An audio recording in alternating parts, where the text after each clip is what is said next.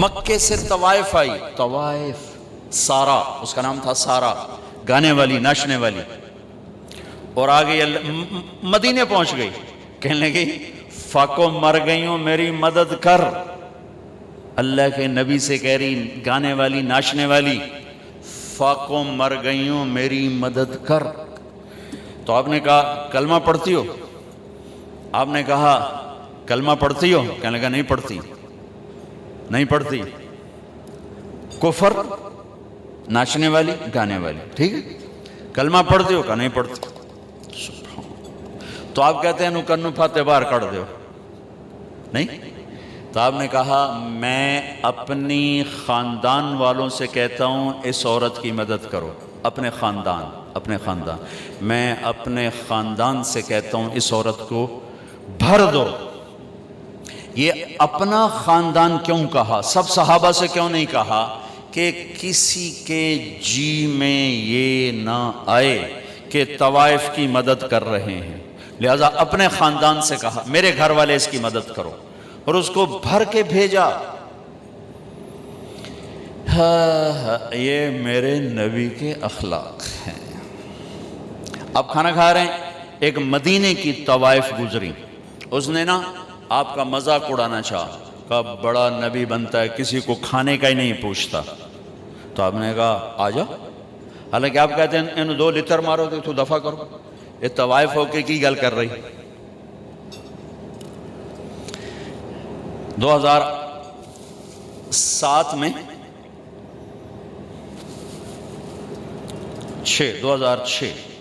2006 میں نرگس میرے ساتھ حج پر تھی، لاہور کا گروپ تھا، اس کے ساتھ ہم گئے ہوئے تھے، اس کو تیار کیا تھا۔ تو عرفات والے دن وہ شام کو اس کا رو رو کے برا حال تھا، کیا پتہ چلا کہ وہ میٹرس نہیں بچھاتے یہ لوگ جو حج ٹور والے ہوتے ہیں، وہاں 3-4 خواتین بیٹھی تھیں، وہ بھی جا کے بیٹھ گئی، تو انہوں نے اس کو طوائف اور رنڈی اور کیا کچھ کہہ کر وہاں سے اٹھا دیا اور بے عزت کیا، بہت زیادہ بے عزت کی۔ تو اس کو اتنی مشکل سے سمجھا بجھا کے اس کو نرم کیا۔ میں نے کہا میں اب کس کے سامنے رونا روں، یہ وہ جگہ ہے جہاں میرا اللہ کہتا ہے اتنے گناہ لے کر آؤ جتنے بارش کے قطرے ہیں معاف کر دوں گا، اتنے لے کر آؤ جتنے ریت کے ذرے ہیں معاف کر دوں گا، اتنے لے کر آؤ جتنے درختوں کے پتے ہیں معاف کر دوں۔ تو ایک طوائف کے پاس اتنے گناہ تو نہیں ہیں کہ وہ بارش کے قطروں سے زیادہ ہو جائیں، یا ریت کے ذروں سے بڑھ جائیں، یا درختوں کے پتوں سے بڑھ جائیں، لیکن نفرت نفرت نفرت نفرت انسان ہی نہیں سمجھتا۔ ایک ہوتا ہے پیسے کا تکبر، وہ بھی بڑا خوفناک ہے، ایک ہوتا ہے نیکی کا تکبر، یہ پیسے سے زیادہ خوفناک ہے۔ میری گل ذرا کان کھول کے سنیں آجے، ایک پیسے کا تکبر ہے، یہ بھی بڑی بھیڑی شے ہے، لیکن نیکی کا تکبر اس سے بھی زیادہ ہوتا ہے۔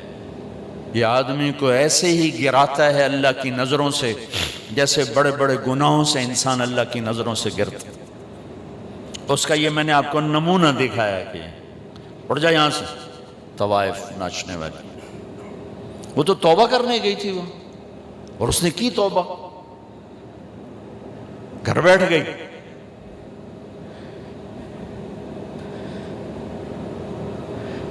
ہماری نفرتوں نے بڑے بڑے ہیرے ہم نے ضائع کر دیے۔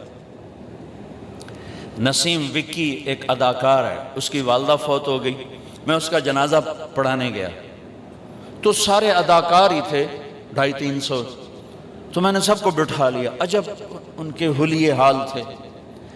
کس ماحول میں؟ ہر گناہ اس ماحول میں ہوتا ہے جس میں وہ ان کی زندگی گزرے، ہر گناہ۔ میں نے ان سے کوئی 20-25 منٹ بات کی، میں نے اتنا کسی کو روتے نہیں دیکھا جتنا وہ نوجوان روئے، ہچکیوں، میں نے تھوڑی اللہ کے نبی کی وفات بیان کی، حضرت علی مقام امام حسین کی تھوڑی سی سیرت بیان کی۔ ایک نوجوان ایسا تڑپ کے روتا تھا، اس نے میں اب رو رہا ہوں، اور جنازے کے بعد میں گاڑی میں بیٹھا اور ریمنڈ تک میں روتا ہی گیا کہ کیسے کیسے ہیرے ہماری نفرتوں نے تباہ کر دیا، کنجر کنجر کنجر، رنڈی طوائف طوائف۔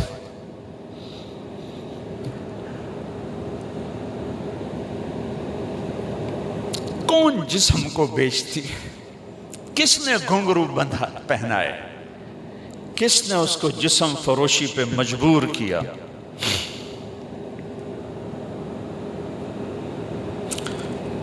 یہ کوئی عورت کی فطرت تھوڑا ہی ہے کہ اپنا جسم بیچنے کے لیے منڈی میں آ جائے، اپنے جسم کی نمائش کے لیے گھنگرو باندھے۔ یہ تو نچوانے والے میاں صاحب، سیٹھ صاحب، چودھری صاحب، سردار صاحب، ان کی کلغی سفید رہی، اس کے ماتھے پہ طوائف کا داغ لگا، موت بھی نہ دھو سکی۔ میرا ضلع ملتان ہے، 1818 میں رنجیت سنگھ نے ملتان فتح کیا تھا، مظفر خان سے حکومت چھینی، شہید ہوئی، تو اس نے 3 بازار حسن بنائے، ایک ملتان میں، ایک کیروڑ پکا میں، ایک تلمبا۔ تلمبا میرا ہوم ٹاؤن ہے، میرے گاؤں سے 3 کلومیٹر۔ آج سے کوئی 10 سال پہلے میں نے وہاں، مجھے خیال آیا کہ یہ اگر قیامت کے دن انہوں نے گریبان پکڑ لیا کہ ساری دنیا میں تبلیغ کی اور ہمیں آ کے نہ بتایا تو ہم تو مارے گئے۔ وہاں طوائفوں سے ملنا شروع کیا،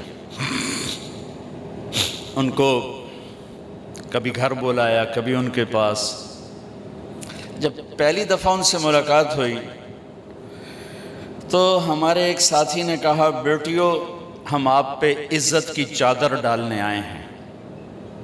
ایک چھوٹا سا جملہ ہے، ایک جملہ ہے، ہم آپ پہ عزت کی چادر ڈالنے آئے ہیں۔ تو وہ ایسے روئیں جیسے کوئی دکھوں کا مارا روتا ہے، کہنے لگیں یہاں تو کپڑے اتارنے آتے ہیں لوگ، آپ کون ہیں جو ہم پہ چادر ڈالنے آئے ہیں؟ یہاں تو لوگ کپڑے اتارنے آتے ہیں۔ کپڑے اتارنے والے اسی طرح میاں صاحب ہیں، ان کی عزت پہ کوئی فرق نہیں آیا، وہ طوائف بن گئی۔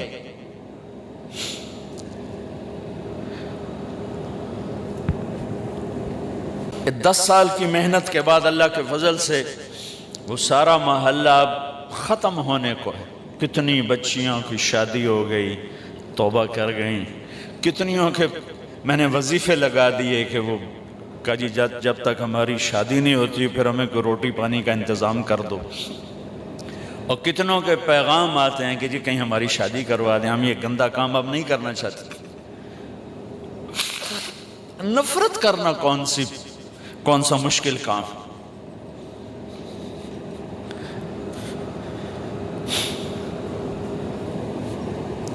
وہ طوائف کہنے لگی یہ کیسا نبی ہے جو کسی کو پوچھتا ہی نہیں۔ آپ نے کہا آجا، تو بھی آجا، بٹھا لی۔ وہ تو آپ کو غصہ دلانا چاہتی تھی، کہنے لگی میں ایسے نہیں کھاؤں گی، جو تیرے منہ میں ہے وہ نکال کے مجھے کھلا۔ اور ہماری پنجابی کی مثال ہے، کبا سمجھتے ہیں؟ کبڑا، کبے نو لت لگی وہ سدھا ہو گیا، ان کو اسے لت ماری وہ سدھا ہو گیا۔ اور اس نے تو اللہ کے نبی کا مذاق اڑایا، وہ اس کو سیدھا پڑ گیا۔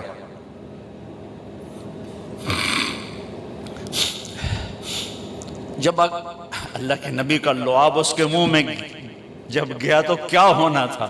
جو ہی آپ کے منہ کا نوالا اس کے منہ میں گیا، اس نے وہیں کلمہ پڑھ لیا اور مدینے کی حیادار پاک دامن عورت بن گئی۔ میرے بھائی بہنوں، زندگی کی خوبصورتی حج سے نہیں ہوگی، نماز سے نہیں ہوگی، روزے سے نہیں ہوگی، ذکر و تلاوت سے نہیں ہوگی۔ ہاں، یہ ہماری فاؤنڈیشن ہے، ہماری بنیاد بنے گی۔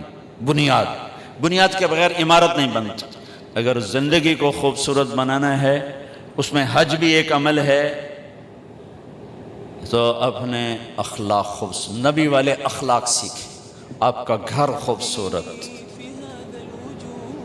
آپ کا زندگی کا سفر خوبصورت،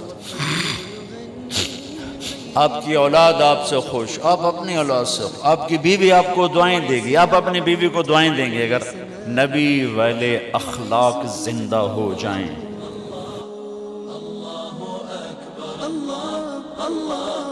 اللہ اکبر، لا